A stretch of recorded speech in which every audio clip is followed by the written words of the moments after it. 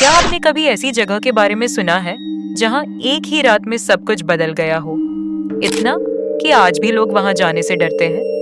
ये कहानी है 11 अप्रैल 1981 की रात की, कैलिफोर्निया के एक छोटे से कस्बे कैडी की, जहां एक साधारण सी लकड़ी की झोपड़ी, कैबिन नंबर 28, हमेशा के लिए डर की पहचान बन गई। इस कैबिन में रहती थी ग्लेना सू शार्प, जिन्हें सब सू कहते थे।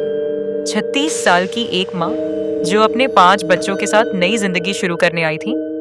उस रात घर में सू, उनका बेटा जॉन, बेटी डाना, टीना और 2 छोटे बच्चे रिक और ग्रेग मौजूद थे। सब कुछ बिल्कुल सामान्य था, रात का खाना, टीवी और फिर नींद। लेकिन आधी रात के बाद उस कैबिन के अंदर जो हुआ, उसने सब कुछ बदल दिया। अगली सुबह सू की बेटी शीला जब पड़ोस से वापस आई तो दरवाजा आधा खुला था। अंदर घुसते ही उसे एक अजीब सी गंध महसूस हुई, खून की। और फिर उसने देखा उसकी माँ, भाई जॉन और बहन डाना तीनों बुरी तरह मारे गए थे, हाथ पैर बंधे हुए, शरीर पर गहरे जख्म, पूरा कमरा खून से लथपथ था।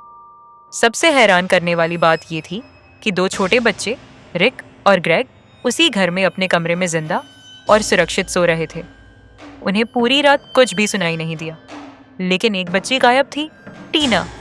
13 साल की टीना का कोई पता नहीं था। पुलिस ने पूरे इलाके में खोज की, जंगलों में, झीलों में, लेकिन कुछ नहीं मिला।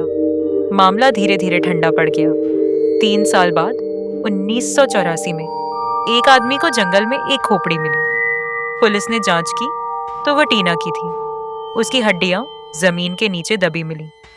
रिपोर्ट से पता चला कि उसका मर्डर उसी रात नहीं, बल्कि कई हफ्तों या महीनों बाद हुआ था। इसका मतलब उसे किडनैप करके जिंदा रखा गया था। आज तक इस केस में कई सवाल अनसुलझे हैं। छोटे बच्चों को कुछ क्यों नहीं सुनाई दिया? टीना को कहाँ रखा गया था? और सबसे बड़ा सवाल, कातिल कौन था? 2004 में उस कैबिन को गिरा दिया गया, लेकिन लोग कहते हैं कि वो जगह आज भी भारी और डरावनी लगती है। कुछ का दावा है कि वहां आज भी अजीब आवाजें सुनाई देती हैं। कैडी मर्डर्स एक ऐसी सच्ची कहानी जिसमें दर्द, रहस्य और डर आज भी जिंदा है। कुछ दरवाजे ऐसे होते हैं जिन्हें कभी